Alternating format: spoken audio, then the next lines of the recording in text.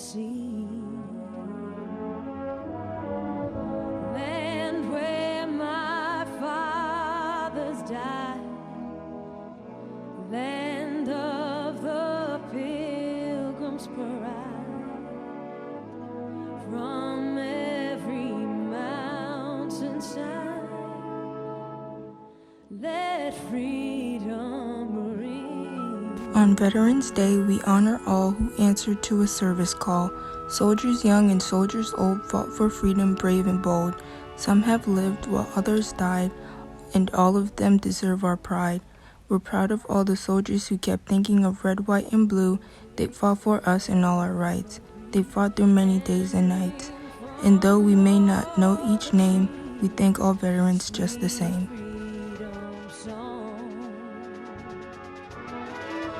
Let mortal tongues awake, let all that breathe partake, let rocks their silence break, the sound prolonged.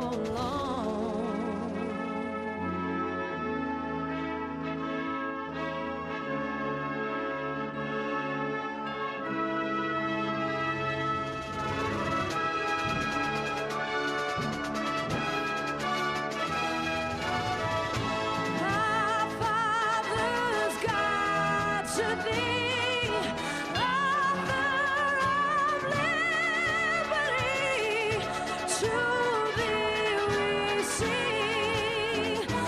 Long may our land be bright, with freedom's holy light. Protect us by the great God,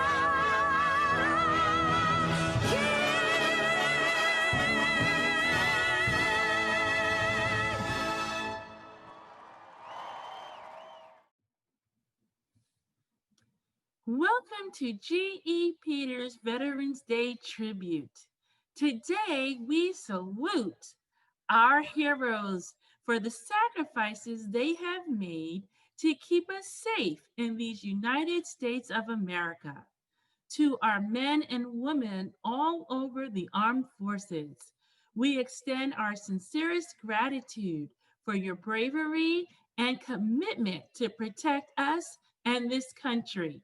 It is my pleasure to present G.E. Peters alumni and students for our Veterans Day tribute.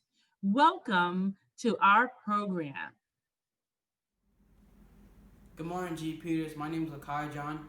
I graduated from G. Peters from the class of 2020, and today I'm going to be giving opening prayer, pledge to the Bible, and pledge to the flag. Please bow your heads for prayer. Dear God, thank you for this day. Thank you for everything you have done for us. Please help us have a great day today. Please help us have a great chapel. Please help all the kids to get their work done. Please help us to do what we're supposed to do. Please help us to follow your 10 commandments.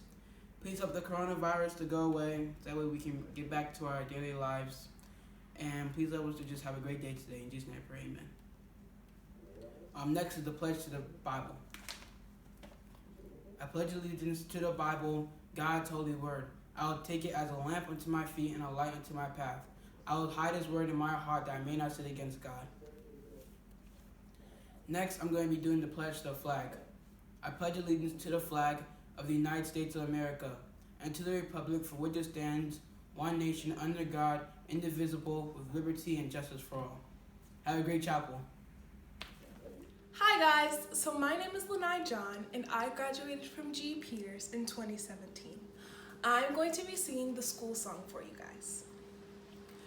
Out from a dream you came, so that all God's children could learn of his name.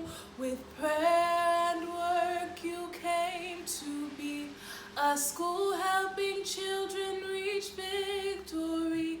We've learned to love, we've learned to care, we've learned to love Jesus, his blessings to share.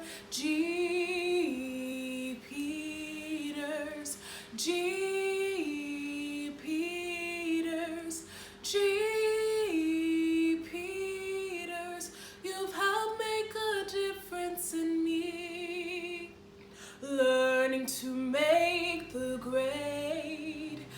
keeping faith in times when light would fade, a place of gods, of a peace abound, a place where his beauty could always be found.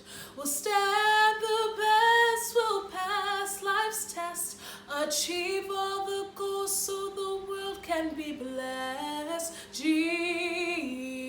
Peters, G. Peters, G. Peters, you've helped make a difference in me.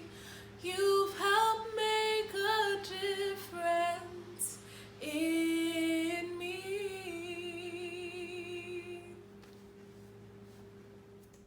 Hi, G.E. Peters family.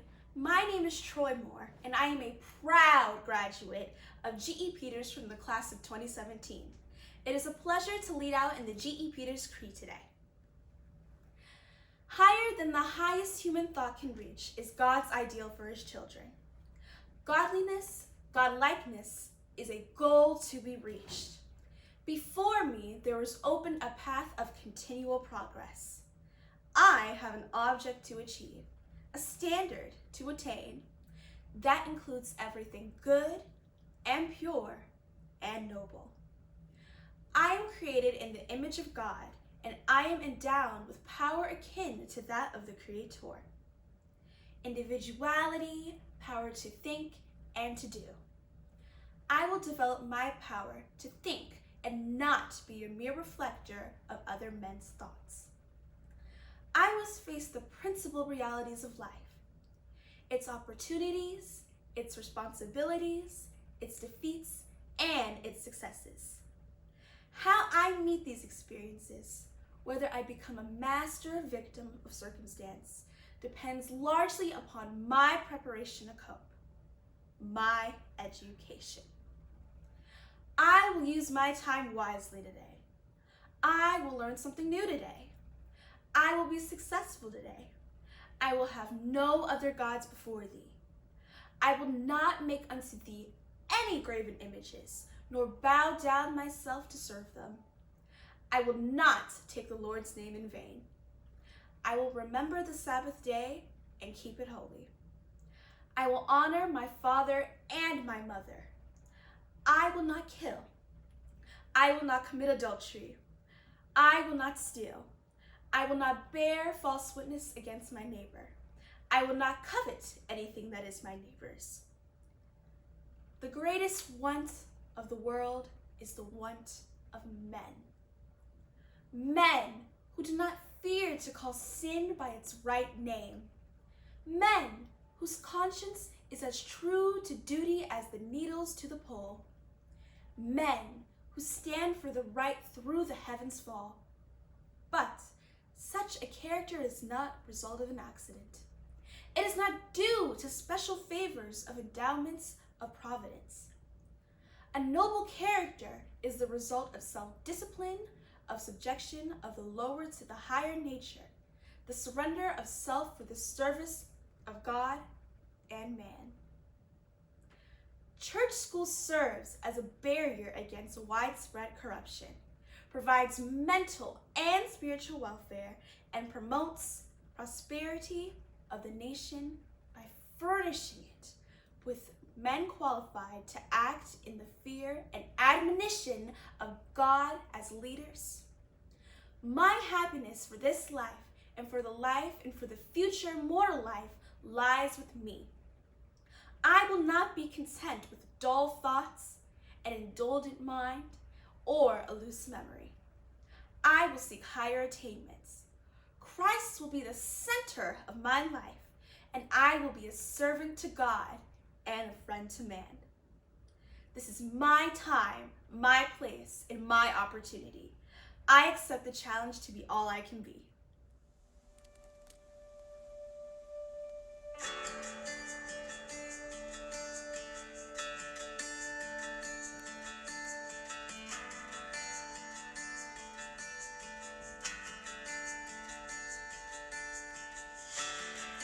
There's nothing worth more that could ever come close. Nothing can compare. You're our living hope. Your presence, Lord.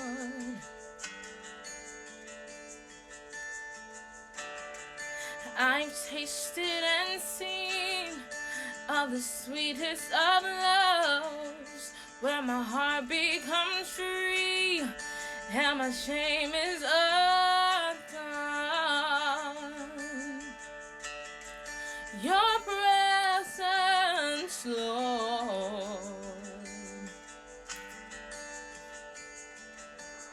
Holy Spirit, you are welcomed here. Come flood this place and fill the atmosphere. Your glory, God, is what our hearts long for, to be overcome by your presence, Lord.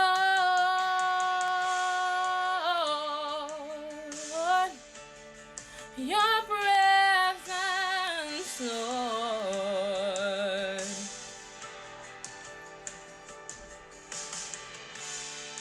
There's nothing worth more that could ever come close. Nothing can compare. You're our living hope. Your presence, Lord.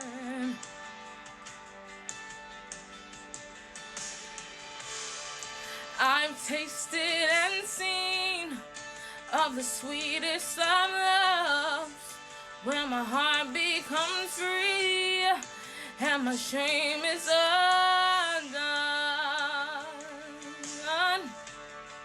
Your presence, Lord. Holy Spirit, you are welcome here. Come flood this place and fill the atmosphere. Your glory, God, is what our hearts long for, to be overcome by your presence, Lord.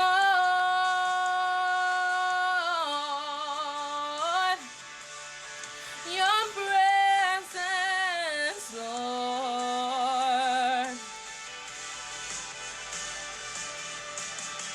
Let us become more aware of your presence.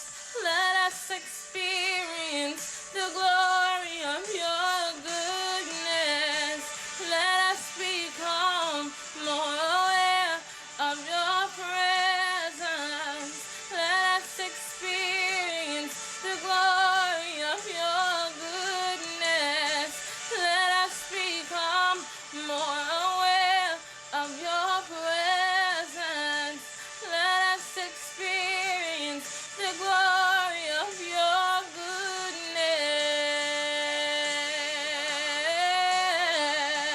of your presence. Yeah, the glory of your goodness.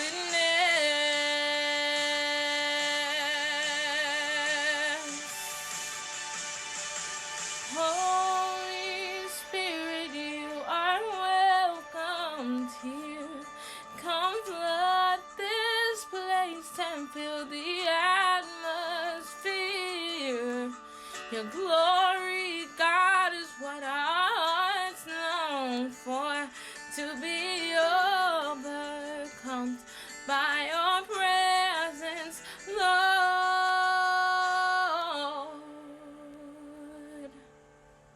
My name is Rex, and I'm honoring my dad, Lieutenant Reginald Exum, and he works in the U.S. Navy, and he is a chaplain in the Navy. He risked his life for the USA, so then the world can be safe. you, Daddy, for your service. We love you, Daddy.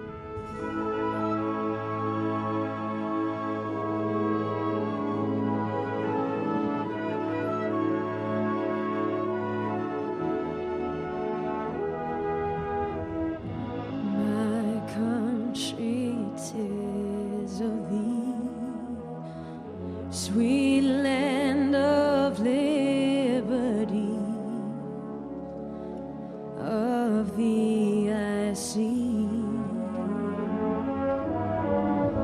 land where my fathers died. It is my honor and my pleasure to introduce two very, very special keynote speakers today for our worship service. But before I do that, I want to give a special shout out to our alumni for doing the preliminaries.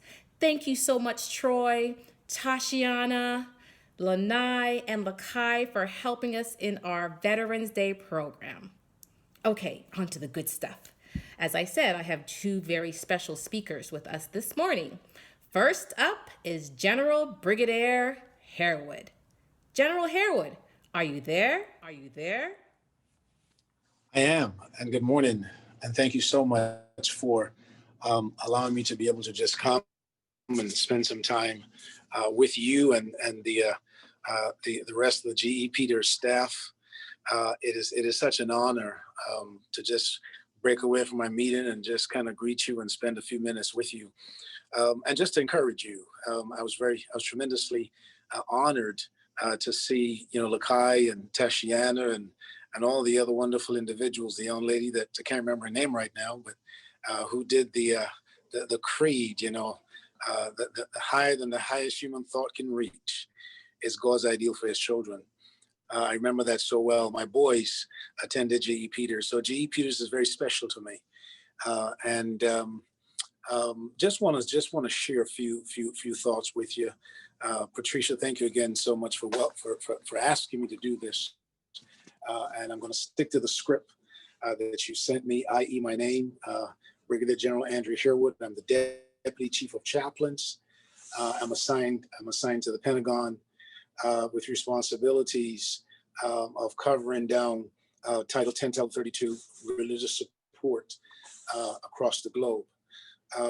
There's about 700 chaplains on the reserve side of the house that is under my responsibility. About 190,000 individuals. And so God has been tremendously gracious. But as you know, no one can do this on his or her own. And certainly, I solicit your prayers. We solicit your prayers, as we continue to serve God, and country.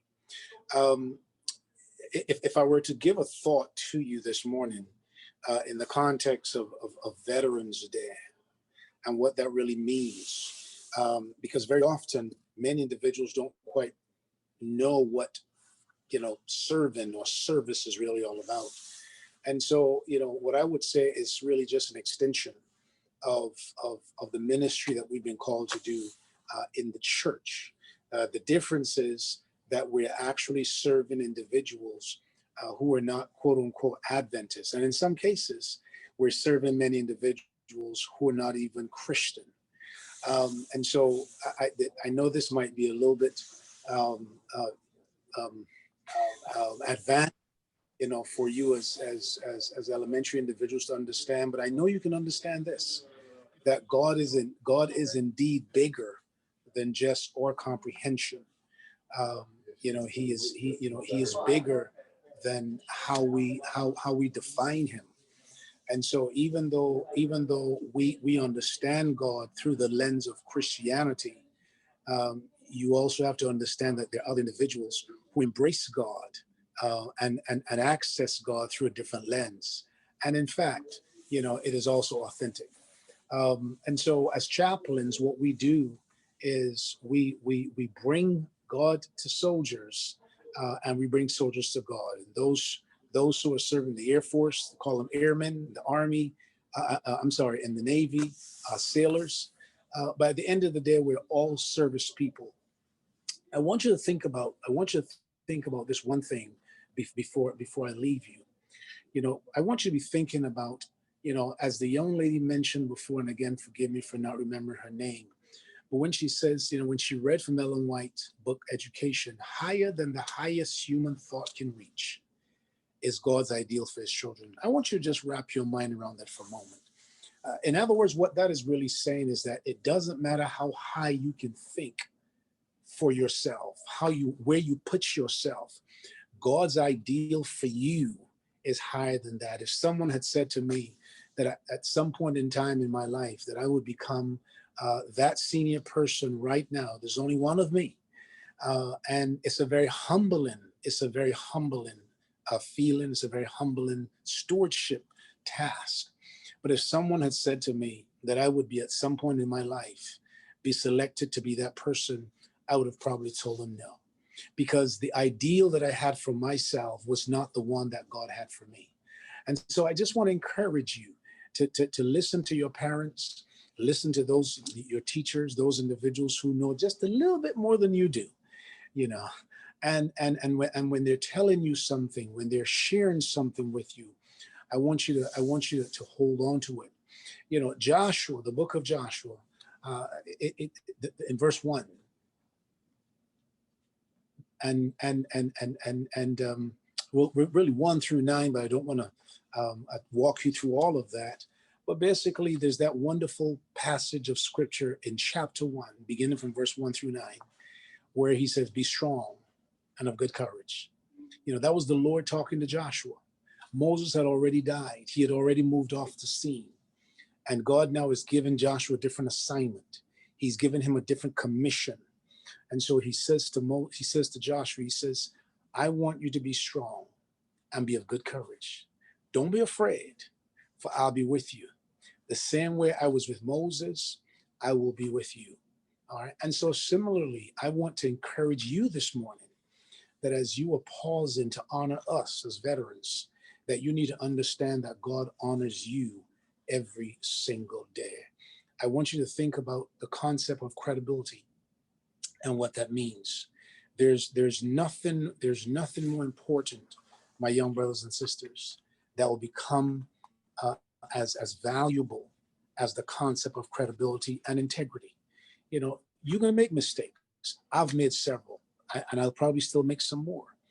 But when you are honest, when words like credibility, when words like decency mean something to you, and it's not just a word or concept, but it's real. And so when I like to share with my staff, my senior staff, what I call the 4 cores of credibility, integrity, intent, all right, capabilities, and result. Don't try to figure all of that out. It's not that important. What is important is this, is that integrity is who you are. That's the roots of who you are. All right. And if you've got strong roots, you can do some good things. All right. If you've got strong roots, it doesn't matter what happens. You will always be sustained. You will always be sustainable because you have a solid foundation. And as you move from credibility all the way through capabilities to results, you would understand that God's promise to Joshua is the same promise to you. Be of good courage. He says, don't be afraid, for I'll be with you whithersoever thou goest. And so I want to thank you again for allowing me these few moments just to intrude, into your program, into your schedule. But I did promise Pat that I would pause for a moment. If there's 1 or 2 questions, I do have to shoot back inside. But I want to pause now, that if you have any questions, that I'd be more than happy to answer. But thank you so much for having me. Yes, if you have any questions, you can write them in the chat real quick. If you have any questions for Brigadier General Harewood. If not, we can move on.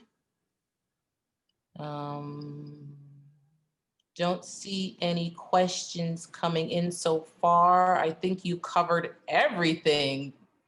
So thank you so much. And we thank you for your service. Oh, wait. We might have a question coming in here. No, I don't see any questions. I think he's saying goodbye. Oh. Yeah. Oh. Well, thank Thank you so much. At some point in time, when we outside, I'm getting ready to put my mask back on. When we're on the other side of COVID-19, I'll be happy to come over there to the school and just spend some time with you, the teachers. Again, GE Peters is very special to me, and so thank you so much for having me. May God bless you as you continue to worship Him in the beauty. Bye-bye.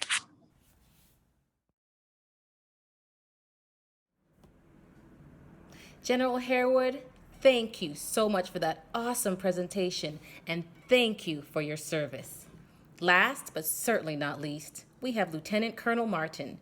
Now, Lieutenant Colonel Martin has two very special scholars that go to GE Peters, Lyle and Lloyd Martin.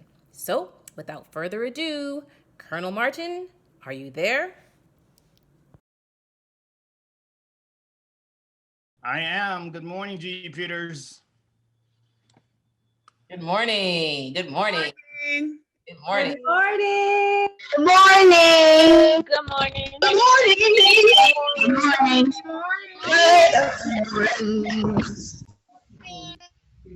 Okay, as Ms. John said, I'm Lieutenant Colonel Derrick Martin, and Lloyd and Lyle attend GE Peters, as does my nieces, Alexa and Leah. And I'm in the U.S. Army, just retired after 32 years of service. The position I previously held was I too worked at the Pentagon, however, as an extension of the Pentagon at the Zachary Taylor Building in Crystal City. And my job was to adjudicate cases. The Army trained me to be a military police officer. And with this job or commission at the Pentagon, my job was to meet with soldiers and their attorneys as they decided that the soldiers wanted an increase in their VA benefits. In other words, when you serve in the military, sometimes you get injured. And when you get injured, you go to the VA, and the VA help you. They give you money for your injuries. And sometimes you don't think you get enough money. So you get an attorney, a lawyer, and you come before myself and two other officers, well, one other officer and a physician, actually, and you argue your case. We listen to your case, and we make a determination if we think your case should be increased, which means you get more money, stays the same, and sometimes we may even decrease your case and take away some of your money. So whenever you come before us, you need to make sure that your case is tight, because you don't want to be making $100 and you come before us trying to get 200 and we give you only 50. Okay? So as an adjudicator, which is my last position, it was in Crystal City, and basically we would get hundreds and hundreds of cases that would come in before us. We'd review them, look at them. It's just a lot of computer work, but reading skills are important. So make sure you guys are reading and doing your AR testing. Understanding what you're reading is important. And sharing information is important. Okay? Now, I don't want to bore you with everything that I do, but as a military police officer, when you first join the Army, you go to what's called boot camp or basic training. Okay? I'm sure you guys have heard of basic training or boot camp. And what that is, the Army, you come into the military, and they basically teach you how to do the job.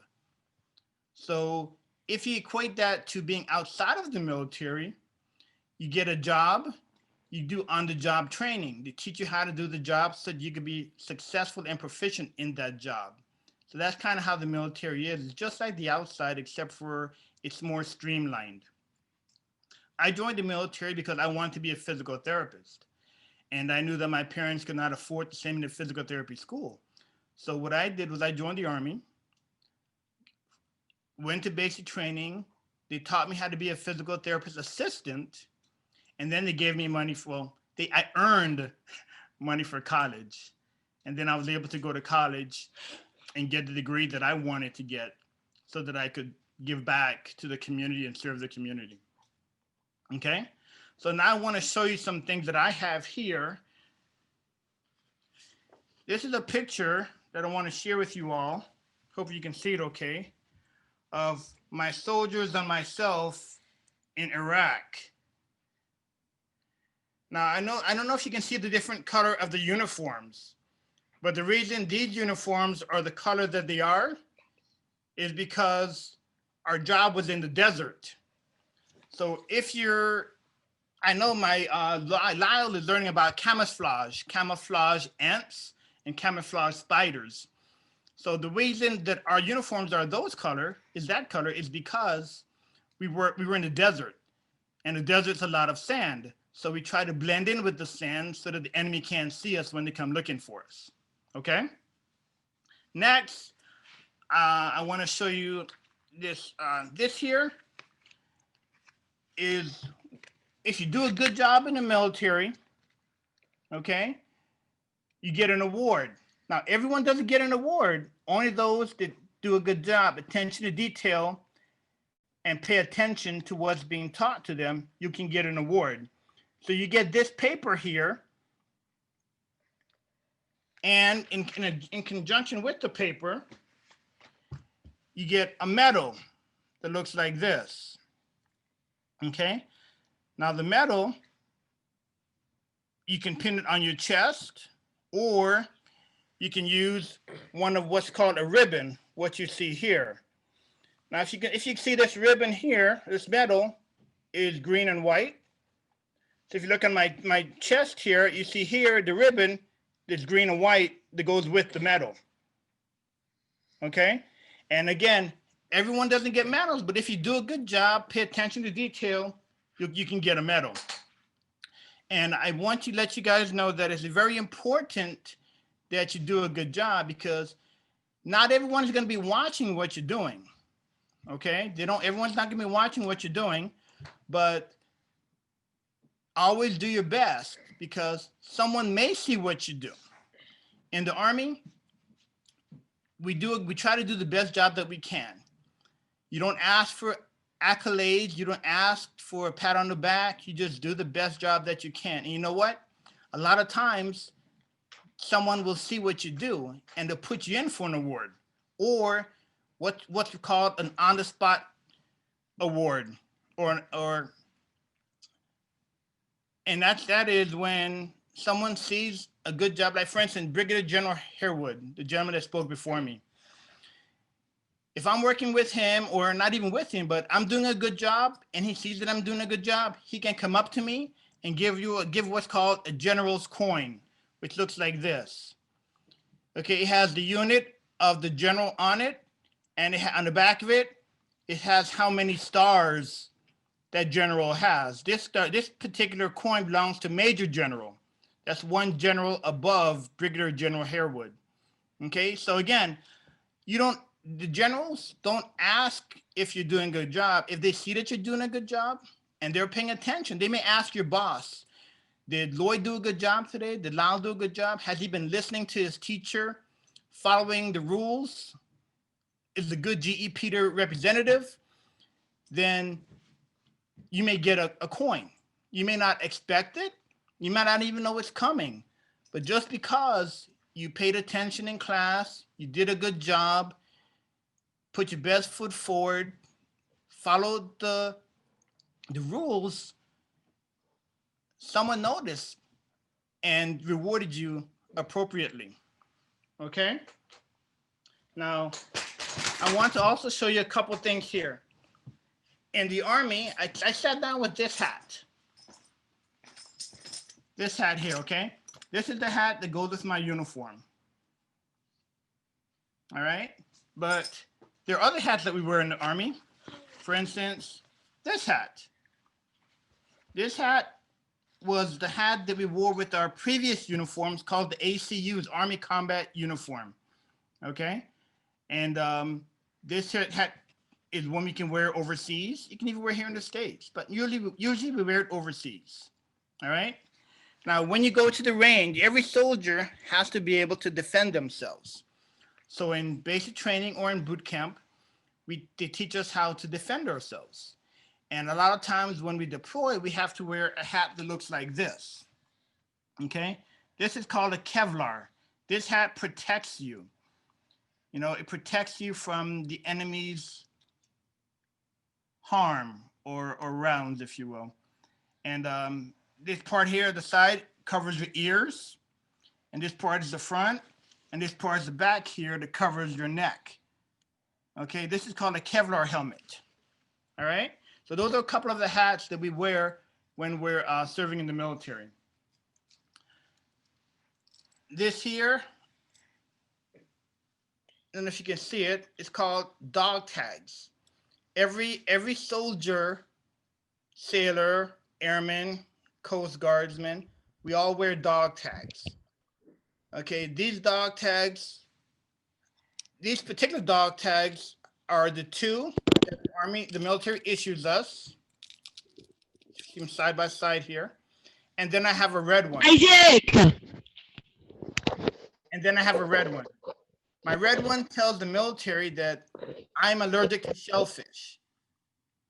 Okay, and this is how the military protects me. If I get hurt and they need to give me some type of medication, this red dog tag tells them that they can't give me anything with sulfur or iodine, because that's what you find in shellfish, and this way it protects me from further harm. Okay.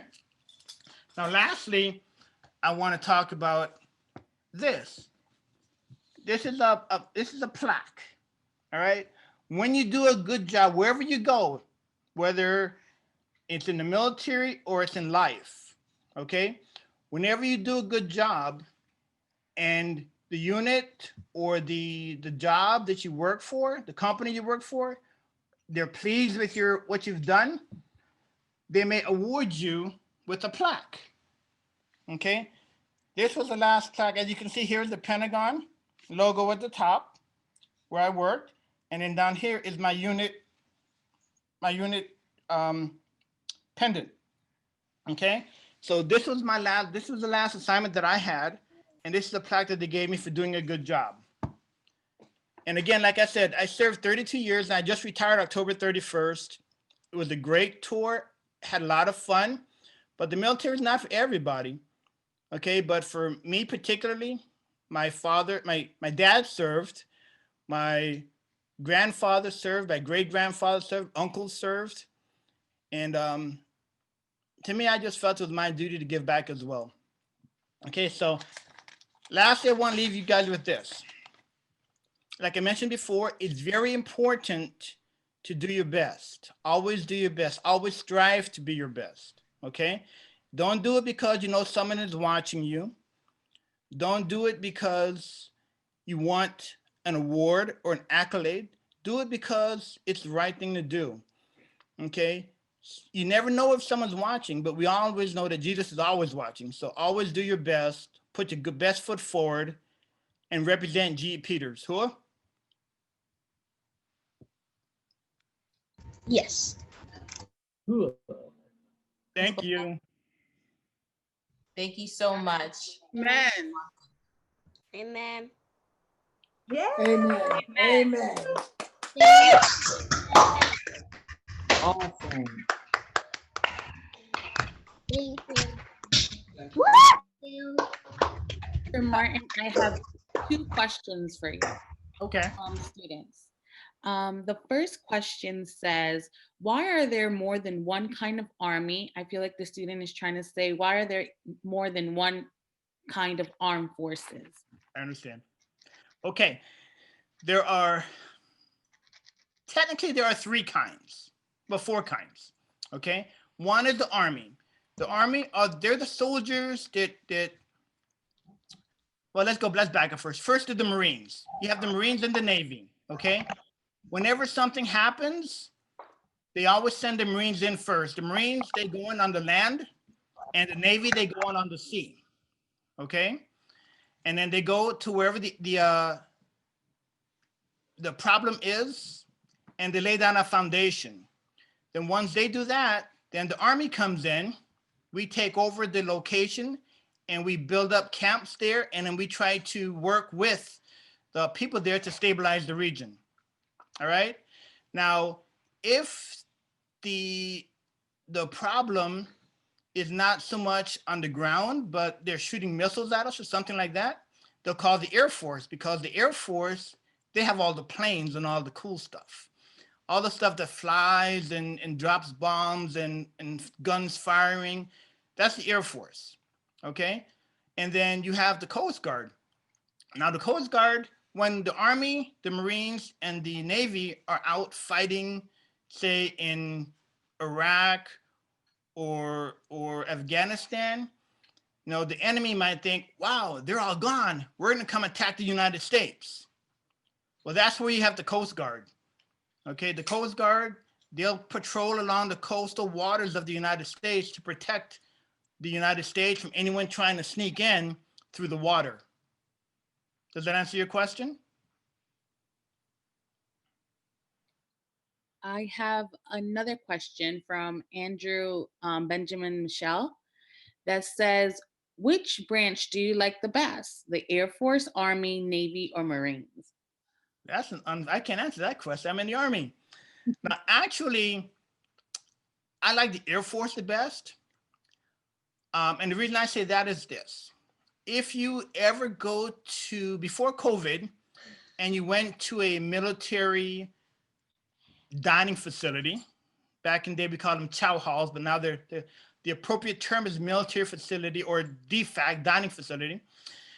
You go in, you go to the buffet line, you get your food, you sit down, you eat, you take your tray, you got to clean out your tray, put your forks over here, your knives over there, empty out your trash, and put your tray on this conveyor belt.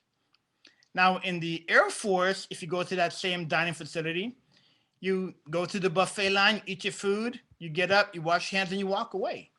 You don't have to empty your trash or do anything like that. Now, that's not the reason that I like the Air Force better.